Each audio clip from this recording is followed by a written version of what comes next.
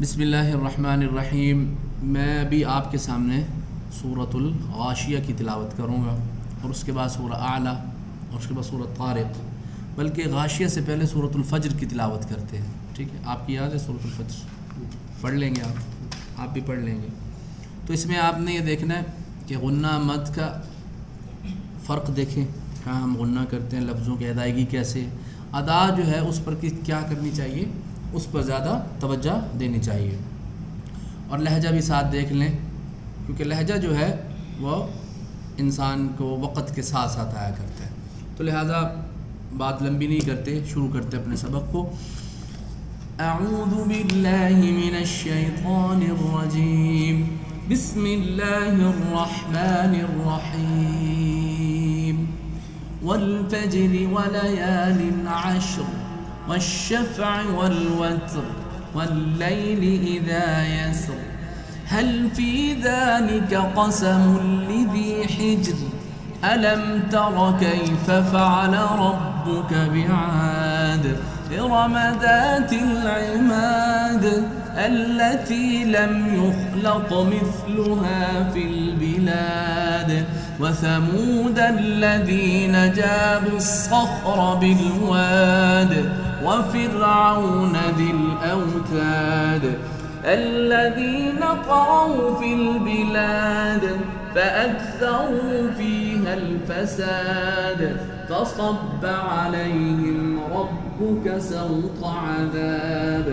إن ربك لبالمرصاد إن ربك لبالمرصاد فأما الإنسان إذا ما ابتلاه ربه فأكرمه ونعمه فيقول ربي أكرمن وأما إذا ما ابتلاه فقدر عليه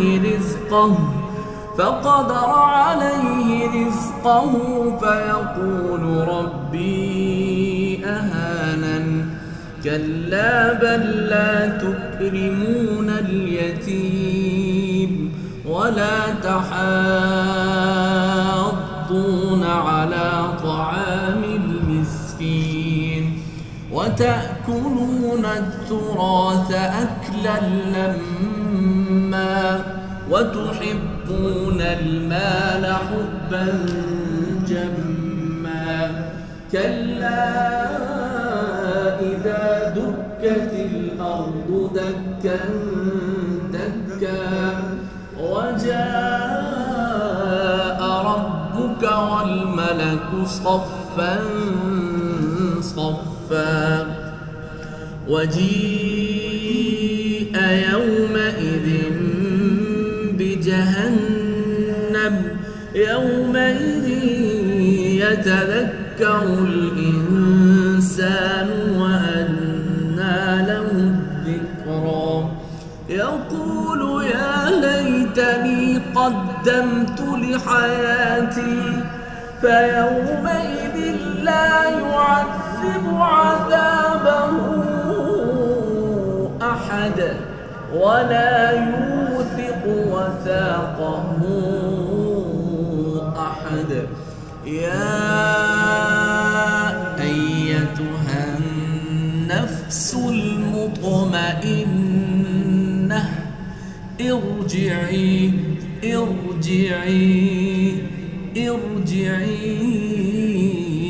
إلى ربك راضية مرضية فادخلی فی عبادی وادخلی جنتی۔ جی سنی بھائی عمران آپ نے، تب سنائیں گے، بسم اللہ کریں۔ اعوذ باللہ من الشیطان الرجیم، بسم اللہ الرحمن الرحیم، والفجر وليال عشر والشفع والوتر والليل إذا يسر هل في ذلك قسم لذي حجر ألم تر كيف فعل ربك بعاد إرم ذات العماد. اس میں قلقلہ جو دال کا ہے وہ واضح محسوس ہونا چاہیے.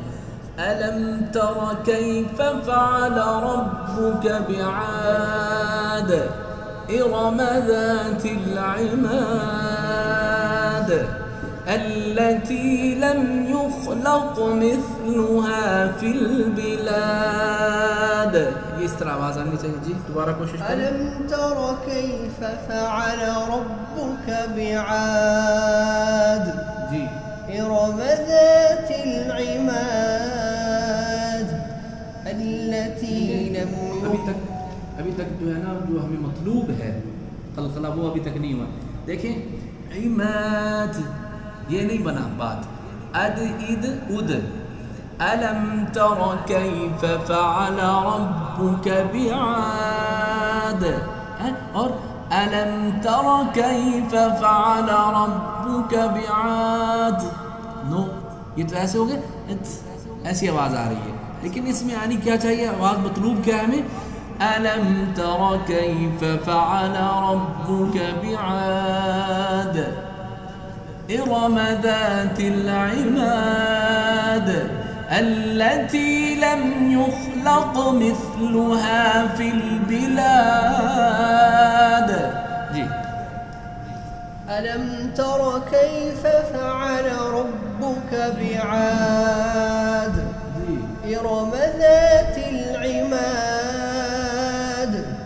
التي لم يخلق مثلها في البلاد التي لم يخلق مثلها في البلاد.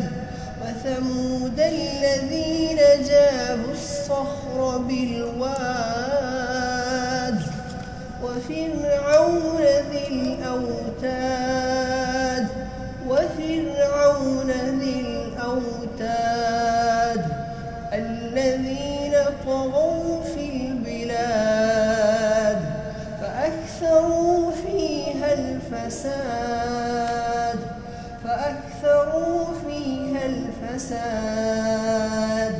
فصب عليهم ربك سوط عذاب.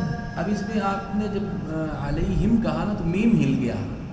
فصب عليهم ربك سوط عليهم فصب عليهم ربك سوط عذاب إن ربك لبالمرصاد. اب یہ جو راہ ہے اس کو ہم پر کریں گے. کیوں؟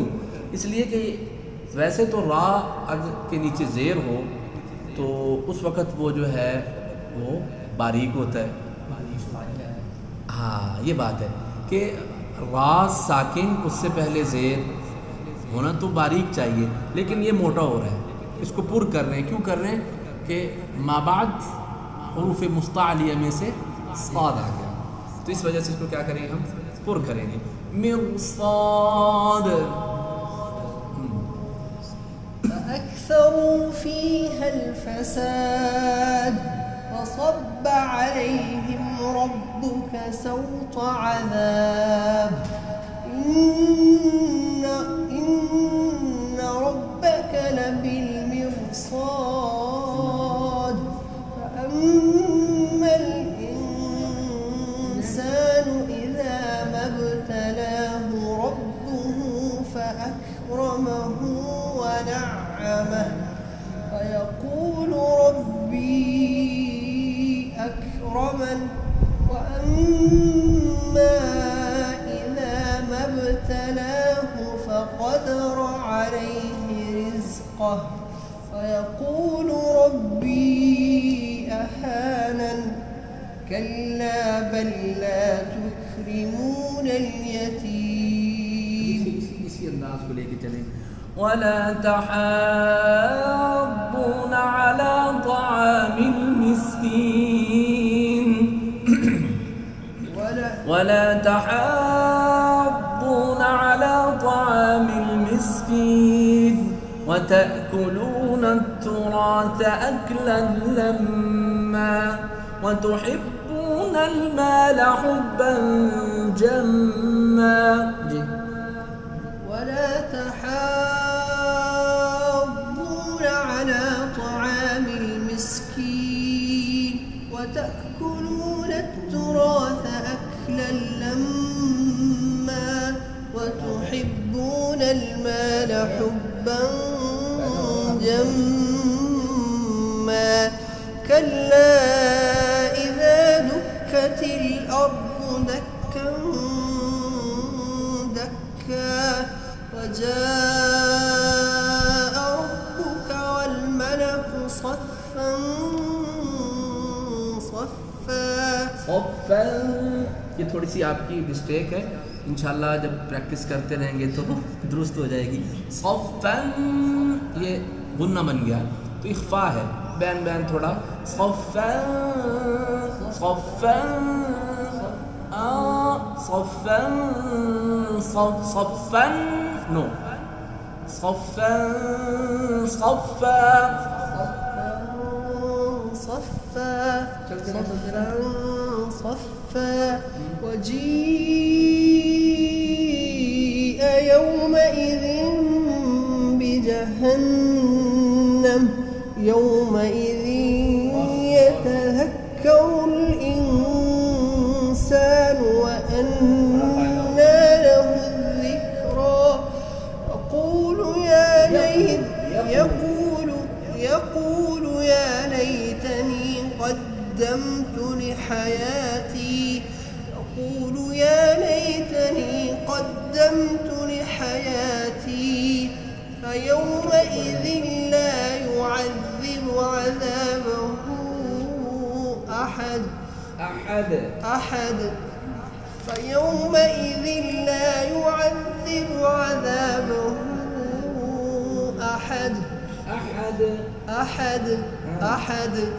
أحد ولا يوثق وثاقه أحد. يا أيتها النفس المطمئنة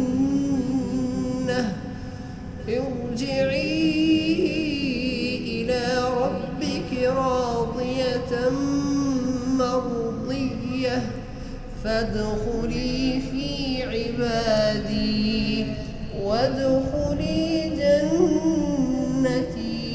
اب صورت مکمل ہو رہی تھی نا تو آپ کو چاہیے تھا ایسے کرنے فادخلی فی عبادی وادخلی جنتی، ٹھیک، تاکہ لفظ لہجہ بھی بہتر ہو جائے نا، پتہ لگ گیا مکمل ہو گئی. فی عبادی وادخلی جنتی. جی مولانا آپ خلیل بھائی آپ کو ہو گئے یاد؟